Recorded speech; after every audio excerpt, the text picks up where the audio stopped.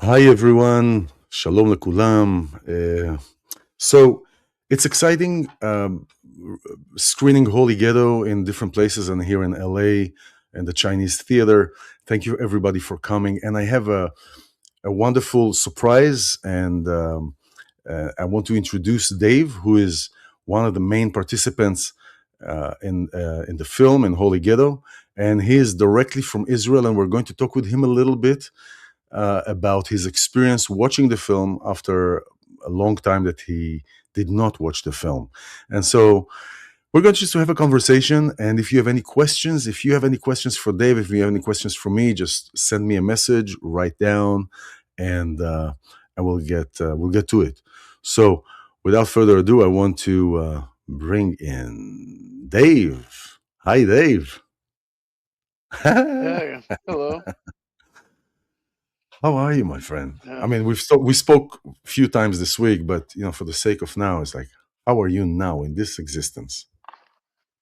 How am I now? Right now I'm doing okay. Waking up, um, which is a challenge.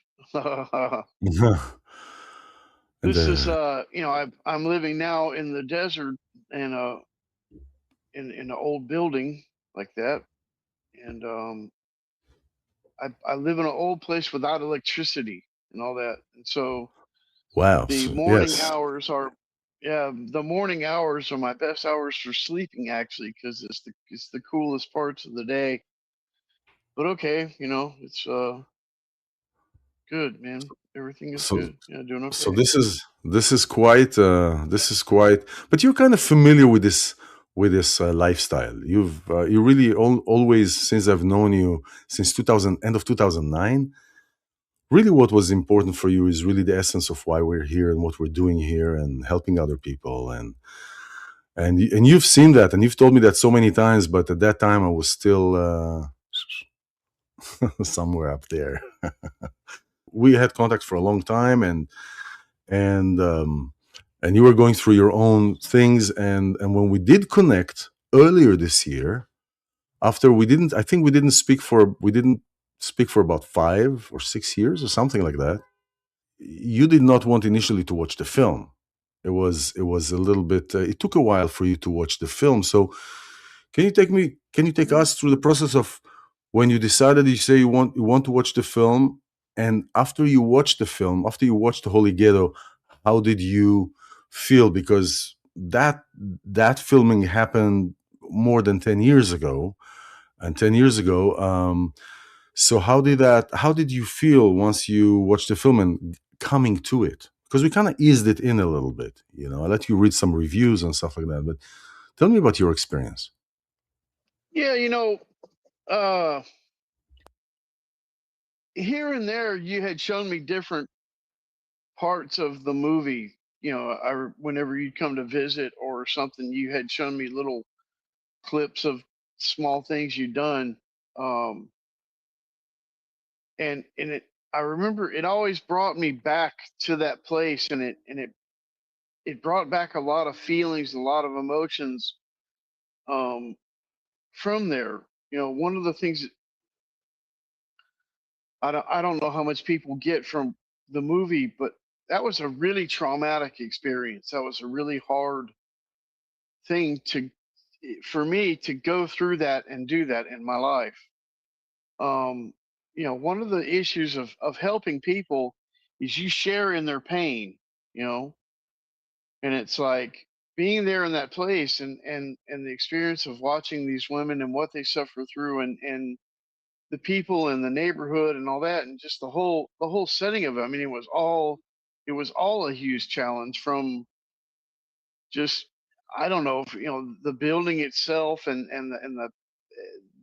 the water pouring in through the walls from the sewage above and always having to deal with it to rats and roaches to I don't know mold growing on the wall to the general neighborhood itself, the refugees, mafia, and gangsters, and Yeah. sex trafficking and everything else that was there, and so it was like to and plus my own personal experiences, the things I went through. A lot of people betrayed me, a lot of friends stab me in the back, and so it's like uh, that was always a real, I was really afraid of watching that film, of how much it would take me back there. After I left that place, man, it took me years to recover from the trauma of that. It I had nightmares about that place, man, for years. Look, man, I always had my own personal struggle the whole time through doing that. I mean, and the, whatever I was doing there, of course, naturally just rubbed against my own personal brokenness. Okay. And issues with loneliness, um, many other things. And so, uh, yeah, I guess, yeah, I don't know quite how to answer that, correctly, but it was a real challenge. It was a real challenge Hmm. of how to deal with it all. So once you saw the film, like, was there a, as you start watching, Um, the thing is that many times, as I told you before, you start watching the film, the fear of what you might discover in any situation is many times greater than the situation itself. And so once you start watching the film, was there, obviously you were nervous, but was there a part in the film where you start feeling more relaxed and watching the film as a yeah, film? actually, this was kind of interesting because it was, I guess it was from some of the trailers even before I watched the film, and some of the stuff. We don't see ourselves clearly. Like we don't have a very good clear image of ourselves most of the time. And so, I grew up with a very, very, very negative self-image, but I found myself liking the person that I was in those videos. I I started see. looking at the That's great. character, and I'm like, man, that's a pretty nice guy. That's pretty cool. And then I think what else kind of got me was just like some of the humor. I always appreciate having a sense of humor, and it was Yeah, like, you got great uh, sense of humor, man. it's kind of like, that's kind of funny. Like the part about Christina, and she's like, sometimes I wish you'd never saved me, and I was like, yeah, me too. Yeah, she said, Yeah, "I hate that you yeah, saved me." And you said, "Yeah, me too." That's right. yeah, That's right. yeah. Stuff like that. Yeah, you had a So lot. I was just, Yeah, yeah. so so it was that, and then I started, that was kind of what got me. I found myself appreciating who I was in that film. And Oh, that's great. Wonderful. man, one of my biggest problems in my life, biggest battles, was seeing my own picture. Like, I always hated seeing myself in a picture. I still do. I still have a very hard time with it. And like that whole experience of being filmed all the time, and it was like, to the I grew up under immense shame, man. I like feeling ashamed of myself, and so to see myself in a light, I wasn't ashamed of the person I was in that film. You Mm. understand what I'm saying? Oh, yes, And yes. it's interesting. I just had a little conversation with a person the other day, and we were talking about things, and one of the things that I'm big on these days is about the time that we're in, and I believe very heavily that we're in a dark time. Dark times are coming, and a lot of my life that I'm living now is to prepare myself for that future. And the thing is, of course, it's obvious, I'm my faith and my readings in the Bible and all that, and the issue came up a lot. I noticed about being a soldier, right? And about soldiering up, that being led by feelings and emotions is not the thing. And the point came up that feelings and emotions are something that come from the actions of ourselves and other people, right? But they're never meant to be the engine driving the train. And Yes, I was saying to totally. this guy, I'm like, look, it's the most of the way to reverse those feelings of trauma, of shame, of guilt, whatever, is is to start disciplining yourself and making the decision to do other actions, right? And once you begin doing the good, let me say it like this: good feelings come from good actions. That's Bad right. You will feelings start come from moving. bad actions.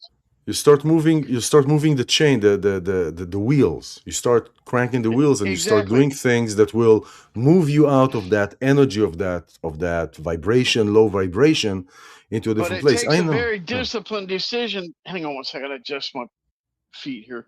Um, it takes a very disciplined mind and a certain dedication to yourself to do it. You understand what I'm saying? Yeah, for sure, for And sure. so that was just something that I think is kind of a good point. And so that was kind of thing from the film, is seeing myself doing good things to help other people. That's yeah. It really helped me to feel good about myself, and it was Well, that was that's great. That's great. Thank God, and that's great. But listen, with all your hating to see yourself, you are a stage person. Come on. You're a stage person. well. You're funny. You're a comedian. You're a musician. You play guitar. You play the harmonica. And I know in the beginning you felt a little. I remember in the beginning you felt a little umph, but you got out of it very fast. And actually, you start liking it. You're liking it. If you look at the camera, if you look at the footage, which is very a fraction of the 200 plus hours that I have of the entire film, Hmm. you're very comfortable, and that's great. That is your passion. That is the like it's not a part in the film, but is when you were young, and your teacher, I forgot his name for a second, but that called you to the meeting with all the teachers and said, you got you got something in you. You got Yeah, to be on stage, right? I forgot, Mr. Malone, what was his name, your teacher? Mr. Maloney. Yeah, Mr. Malone, right? Maloney. Yeah, Yeah. I was right. Okay. So, and that's very inspiring. That's very I could tell Did that. I it could can tell that. And that brought you up. That kept you alive. I felt that the camera there and just that experience and the whole thing was like an adrenaline rush. For me it was too, but actually, do you want to know the secret how I learned to get past the thing with the camera? go ahead. Was because there was journalists and photographers and news people Yes. that came All down the quite a time. bit, and it, Yeah, it yeah. was like, so what I eventually learned to do was I learned to focus through the camera, and I began to look not at the camera, but as if I was looking at the people that would be seeing whatever they were doing. Oh, that's Do you wonderful. understand what I'm saying? Yeah, yeah, And yeah, it's yeah. like it's like I learned in my mind to like connect with the who whatever the audience would be. Oh, that's great. And that freed me up. That kind of really freed me up, because like person to person I can connect. Like, yeah, it's actually funny because I'm in a lot of ways I'm actually kind of a really shy person. But I know. See, yeah, like I get that all the time. Yeah, right. But I actually am. But I learned that was a discipline that I learned through my life. There's a phrase in the Bible in Proverbs that says, "He that would have friends must himself be friendly." And it's like you learn to, if you want to have friends, you have to reach out and connect to other people. And I think this is, this in this world, this is an important lesson, because all of the world right now is like closing down. People are in their cell phones or ear pods or whatever. They don't even know how to connect to That's each true. other anymore. That's true. I, You I, you were I, saying I it even see, back then. You were saying it even back then. and now Yeah, it's like a wow. Yeah. million times worse, man. Now it's and And now that everybody can have their own little AI friend, man, and don't even need other people, man, I'm terrified of where all that's going to go. But it's just that people they're always like waiting for someone to to to start with them, and it doesn't work like that. You have to put the wheel in motion. Friendship is something that you make. It's not something that just kind of falls out of the sky or something. That's right. That's right. That's very important what you said now. You need to put things in motion. And this is for everybody who is watching. The whole intention of me with the film and what we're doing here, in hindsight, of course, and in retrospect, it's a healing process for you, for me, for everybody else. But the intention is, because the film is about hope and transformation, the intention is for whoever is going to watch the film, or even if they're watching this conversation, to be inspired and to be empowered, and to take the moshchot. How do you say the reins? To take the reins, and to do something. And sometimes we feel stuck in our head. It's like a Hmm. procrastination mode, stuck in our head. And this is an invitation to do something that is out of your head, so you can start moving things around. There is a sentence in Hebrew, "Sof maaseh b'machshava tchila." Every action, every result starts with a thought, basically. It's just a different wording. But I also say that every thought starts with an action. It's the same way. Sometimes if we're stuck here, and we feel all that we feel, and it's to do something that is outside of that energetic field, to go even to wash dishes, whatever that is, to create a movement that will cause the head to start moving differently. And so this is what you're saying is a great message for everybody who's listening. Like the song that Hmm. you're saying, you got the whole world in your hand. You're right. We got it. We got it, and we have the opportunity and the choice to make a different choice. Everything is a choice. For me, this is my ultimate message I would like to get out to everyone is we are all coming to a time where we need to make a choice what side we're going to go on this. um am I gonna go the way that the world is pushing me? For example, I just sent you that link about the citizen vigilante, right? This Mm-hmm. guy that Mm-hmm. just Mm-hmm. starts like getting revenge, and so okay, that's becoming a big thing. That's a lot of people are going to be pushed to get into violence to fight for. And okay, maybe sometimes that's right. It's I'm not, excuse me, but what I'm saying is people are going to have to make a choice. I'm either going to be a good person, or I'm going to give in to That's true. my carnal desires, whatever, and That's just true. become a Yes. monster like the world around me. Yeah. And that's kind of the inspiration I would like to be, is like make a choice of choose the side of love, choose the side of good, and stand up for what's right and like that. You know what I'm saying? Hallelujah, man. Brother, you are, and it shows clearly in the film, and obviously talking with you and what people get from this conversation. You are about doing good and doing good for others, and coming from a Yeah, place of love. it's So I really, really, really appreciate that. I'm really grateful for that. actually that's the thing that the film. I was at a point recently in the past little bit that I was like, okay, I just wanted to cut off from the world altogether. Just kind of Hmm. like Yeah, disappear off whatever the grid, and be a ghost, whatever. But then when I saw that film, it inspired me to be an inspiration. oh You yeah, understand? It relit my yeah, fire to do good. And now I'm that's I'm at a great. place I'm working with kids, trying to get them to read the Bible, to pray, to be helpful in society, to do things with music and things like that. It's like it, it just reminded me that the fight's not over yet. And as a matter of fact, it's probably just beginning in a lot of ways, Mm. even on a whole nother phase or a whole nother stage. It's like there's a new battle in front of me now. How about the mission? rather than battle. something You don't like have to that. But fight all it's the time. I well, know see, what you mean. I I know think what you mean. Listen, you're in Israel. I know what you mean. I come from that no, it's cottage not cheese just in box. Israel, man. It's this is if I can say my own personal what I do believe in good and I do believe in evil. And I believe that there's a constant struggle between the two. That's true. Matter That's of fact, true. let's That's true. taking it But on a this is biblical. but Wait a this is. second, man. Go ahead. Taking it from the beginning, taking it from Genesis, right? It's Yeah. interesting when Cain and Abel, and Cain, they brought their offerings to God, and Cain got angry. It's interesting. I just noticed this like in the last year. It says that God said to Cain, He said, "Sin is at the door, and its desire is for you." And I was like, man, wow, sin has a desire.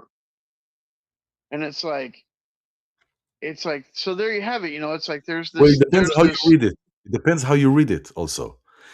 Also, I it don't know. says That's that what it's, I don't know. the sin, but sin in Hebrew is not sin. Sin in Hebrew is missing the point. Chet is like missing the target. So I want That's exactly what it is. Yeah. yeah. So it said, and it will be at your feet, meaning that you will control it. You will be able to control because it will be at your feet, at your doorstep. And what happens when you come into the house and the doorstep? You wipe your feet off, right? So it will be, you have a choice. Yeah, it will be you will come the time when it will be at your doorstep, maybe at your feet. So it's how, what we want to make of it. And so when I said battle, but no, it's a mission. I see your life. I see. I mean, I see also mine. I think we're reflecting one another. I don't think I know we're reflecting one another in many ways, in many aspects. That's why we're also connected like that. It is a mission. For me, I feel the film has been a mission.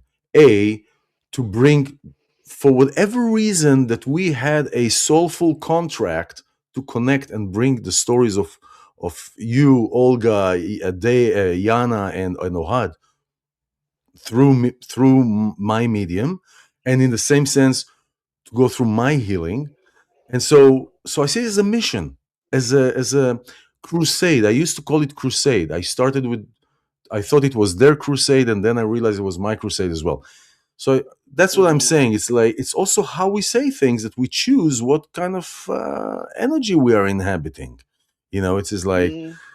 versus saying I'm going to battle. I'm going to no. It's a mission. It's my calling. This is my calling. This is what. So it gives it a little bit a positive uh, outlook and a more kind of like uh, you know then if I'm in a mission and a calling, I'll attract those people who want to help my mission. If I'm fighting and I'm in a war, I'll probably attract other people that are fighting.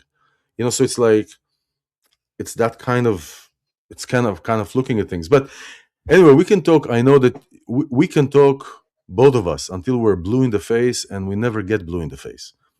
So Hmm. I wanted that message that you gave. I want that message to be for others, and I just wanted to take maybe a couple more sentences of like from you to those who haven't watched the film yet, and those who haven't watched Holy Ghetto yet, and to those who watched, and your last uh, um, words and of whatever you want to say for everybody who is watching, and maybe some of them will meet you one day, when the film comes to Israel.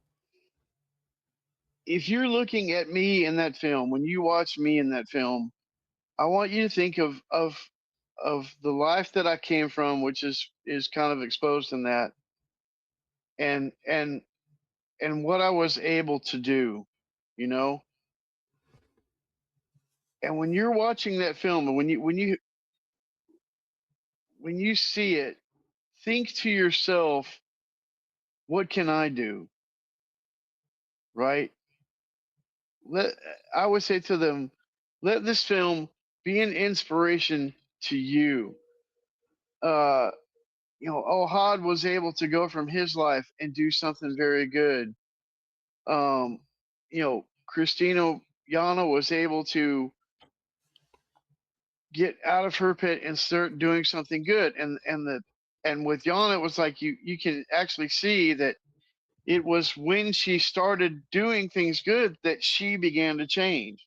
Mm-hmm. You know, and Olga as well. I mean, she's now on doing better things and got out of that pit. So, you know, let this movie inspire you. You know, whatever you're in, whatever you're going through, whatever trauma or troubles you have, you know, let this movie inspire you that you can, by doing good things and making choices to help other people, to show love, to be a vessel of love to this world, that you will be changed in the process. Amen. Wow, that's wonderful. That's a great encouragement, and this is really what the intention of the film is, to be an empowerment and encouraging. So, thank you very much, Dave. Thank you for the courage to tell the story all these years in the film. Thank you for showing, for using your life as an example for how things can be different, and to show that also in the darkest corners, hope is a spark. And just like we say in Hanukkah, you know, a little, in the vastness of darkness, a little light of candle will evaporate the darkness. You know, and so that's great. Thanks, man. I appreciate that, and I'm glad that we're Yeah, to connected God be again. the glory, man. Yeah, to God be the Amen. glory, man. That's it. Amen. Yeah, amen. All right. Thanks so much, man. We'll talk to you. All right, dude. So, bye.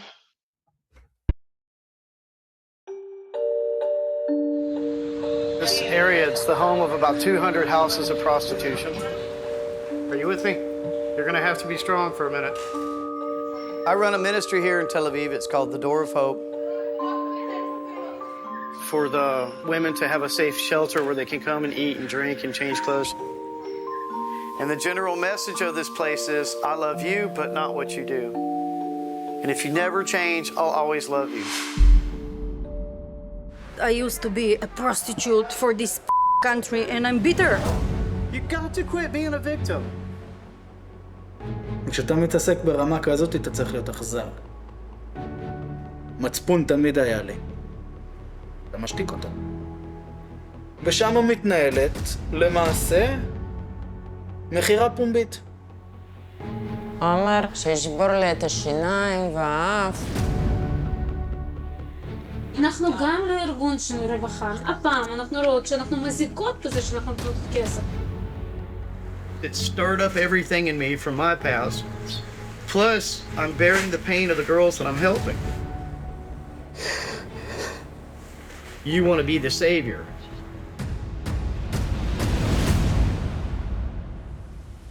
Personally, it's very, very hard for me to forgive myself of doing that. But it's a procedure, you know, it's a process. I have days that I don't eat. I don't care not to eat 3 days, but I cannot leave baby 4 months without food. I call God. He say, I don't print money. Deal with the human beings. I go to human beings, they tell me deal with God. איך אפשר לחיות בלי תקווה?